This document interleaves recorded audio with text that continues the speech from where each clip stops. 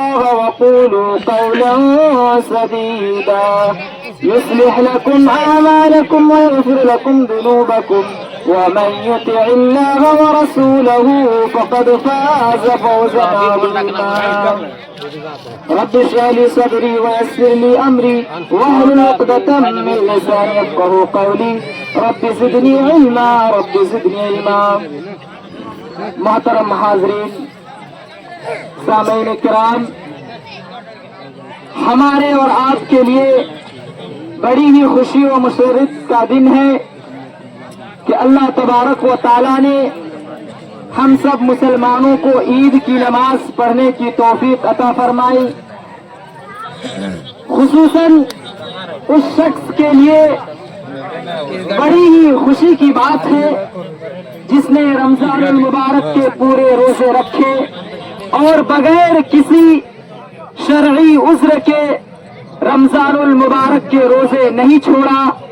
جیسا کہ اللہ کے نبی صلی اللہ تعالی علیہ وسلم نے فرمایا، من صام رمضان ایمانا واحتسابا غفر له ما تقدم من ذنبه. جس نے رمضان المبارک کے روزے ایمان کے ساتھ اور حصول ثواب کے نیت سے رکھا، اللہ تبارک و تعالی اس کے تمام پچھلے گناہ معاف کر دیتے ہیں. اور اس شخص کے بھی لیے بڑی ہی خوش نصیبی کی بات ہے جس نے تراویح کی نماز پڑھی، قیام اللیل کیا. اللہ کے نبی صلی اللہ علیہ وسلم نے فرمایا، من قام رمضان ایمانا واحتسابا غفر له ما تقدم من ذنبه. جس نے ایمان اور حصول ثواب کی نیت سے قیام کیا، تراویح کی نماز پڑھی، اس کے پچھلے گناہ معاف کر دیے جاتے. میرے بھائیوں، آپ بڑے ہی خوش نصیب انسان ہیں کہ اللہ کے نبی صلی اللہ علیہ وسلم نے آپ کے گناہ کے مٹانے کے لیے تراویح کی نماز پڑھی. میرے بھائیوں، اسی طرح جس نے لیلۃ القدر تاک راتوں میں جاگا، محنت کیا، جد و جہد کی، نبی صلی اللہ علیہ وسلم نے فرمایا، من قام لیلۃ القدر ایمانا واحتسابا غفر له ما تقدم من ذنبه. جس نے لیلۃ القدر میں قیام کیا، لیلۃ القدر کی راتوں کو جاگا، اللہ کے نبی صلی اللہ علیہ وسلم فرمایا، غفر له ما تقدم من ذنبه، اس کے پچھلے گناہ معاف کر دیے جاتے. میرے بھائیوں، جس نے رمضان المبارک میں اللہ تبارک و تعالی سے اپنے گناہوں کو معاف کروا لیا، یہی سب سے بڑے کامیابی ہے. اور جنہوں نے معاف نہیں کروایا وہ سب سے بدنصیب. اسی طرح عید کے روز حضرت علی بن ابی طالب رضی اللہ عنہ کے گھر ایک شخص خدمت میں حاضر ہوا اور دیکھا کہ آپ خشک روٹی اور زیتون کھا رہے ہیں. تو انہوں نے کہا کہ آپ اور خشک روٹی کھا رہے ہیں. حضرت علی بن ابی طالب رضی اللہ عنہ نے کہا، یا ھذا لیس العید، اے انسان، عید اس کے لیے نہیں ہے، لمن لبس الجدید، جس نے نیا کپڑا پہنا، واکل السرید، اور عمدہ کھانا کھایا، ولکن العید، عید تو اس کے لیے ہے، لمن قبل منہ بالامس صیامہ، جس نے رمضان المبارک میں اپنے روزے رکھے، وقبل منہ قیامہ، اور جس نے رمضان المبارک کے قیام کیے، وغفر له ذنبه، اور جس کے گناہ معاف کر دیے گئے، وشکر له سعیہ، اور جس کی جد و جہد کی، اور جس نے جد و جہد کی، اپنے جان کو لگا دیا ایمان حاصل کرنے کے لیے، نیکی پانے کے لیے. وَهَذَا هُوَ الْعِيدُ، تو عید اس کے لیے ہے میرے بھائیوں. وَالْيَوْمُ لَنَا عید، آج بھی ہمارے لیے عید ہے. وَغَدًا لَنَا عید، اور کل بھی ہمارے لیے عید ہے. وَكُلُّ يَوْمٍ لَا نَعْصِيَ اللَّهَ عَزَّ وَجَلَّ فِيهِ فَهُوَ عید، اور ہر وہ دن جس میں اللہ تبارک و تعالیٰ کی نافرمانی نہ کی جائے، ہمارے لیے وہ عید ہے۔ میرے بھائیوں، اللہ تبارک و تعالیٰ کے توفیق سے ہم نے رمضان مبارک کے پورے روزے رکھے، اسی لیے ہمیں چاہیے کہ ہم اللہ تبارک و تعالیٰ کی بڑائی بیان کریں۔ قرآن مجید کے اندر اللہ تبارک و تعالیٰ فرماتا ہے یرید اللہ بکم اليسر ولا یرید بکم العسر وَلِتُكْمِلُوا الْعِدَّةَ وَلِتُكَبِّرُوا اللَّهَ عَلَى مَا هَدَاكُمْ وَلَعَلَّكُمْ تَشْكُرُونَ۔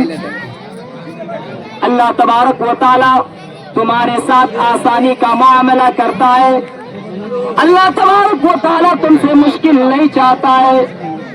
یرید اللہ بکم العسر ولا یرید بکم العسر ولتکملوا العدۃ، اور جب تم گنتی کو پورا کر لو، ولتکبروا اللہ علی ما ہداکم، اور جس نے تم کو ہدایت دی ہے تم اس کی بڑائی بیان کرو، لعلکم تشکرون، تاکہ تم شکرگزار بندہ بن جاؤ، تاکہ تم اللہ تبارک و تعالیٰ کا شکریہ ادا کرو۔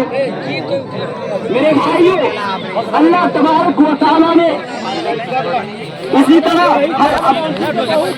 عبد العزیز رحمہ اللہ فرماتے ہیں کہ لیس العید لمن لبس الجدید، عید اس کے لیے نہیں ہے جس نے نیا کپڑا پہنا، ولکن العید لمن خاف یوم الوعید، بلکہ عید اس کے لیے جو قیامت کے دن سے ڈرتا ہے، آخرت کے دن سے ڈرتا ہے۔ اللہ تبارک و تعالیٰ نے اپنے بندوں کے صفات میں سے ایک صفت یوں بیان فرمایا کہ وہ نیکی کرنے کے بعد اللہ تبارک و تعالیٰ سے ڈرتے ہیں کہ کہیں اس کی نیکی ضائع و برباد نہ کر دی جائے۔ فرمایا من خشیت ربهم مشفقون، بے شک جو لوگ اللہ کے خوف سے لرزنے لگتے، اللہ کے خوف سے ڈرتے ہیں، والذین هم بآیات ربهم یؤمنون، اور جو لوگ اللہ کی آیتوں پر ایمان رکھتے ہیں، اللہ کی آیتوں کو اللہ کی آیتوں کو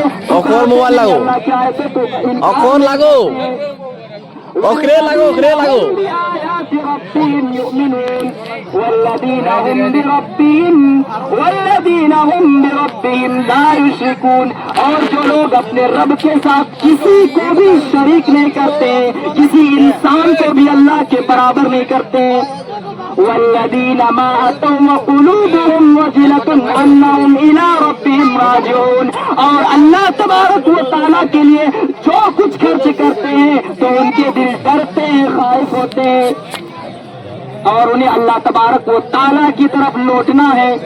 اولئک یسارعون فی الخیرات، یہی لوگ نیکی کے کام کرنے میں آگے بڑھتے ہیں۔ اولئک یسارعون فی الخیرات وهم لا سابقون، اور یہی لوگ ایک دوسرے سے آگے بڑھنے والے ہیں۔ حضرت عائشہ رضی اللہ عنہا نے نبی کریم صلی اللہ علیہ وسلم سے والذین ما اتوا وقلوبهم وجلہ کے متعلق پوچھا کہ اس سے متعلق کیا شراب پینے والے، چوری کرنے والے جو شراب پیتے ہیں اور چوری کرتے ہیں اس کے بعد اللہ تبارک و تعالیٰ سے ڈرتے ہیں؟